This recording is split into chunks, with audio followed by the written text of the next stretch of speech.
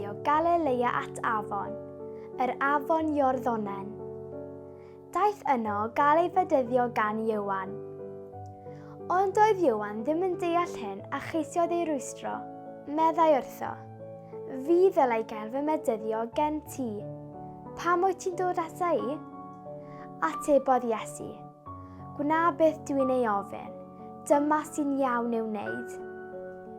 Felly cytunodd Ioan i'w fedyddio. Ar ôl cael ei fedyddio, yr eiliad daeth allan o'r dŵr. Dyma'r awyr yn rhwygo'n agored.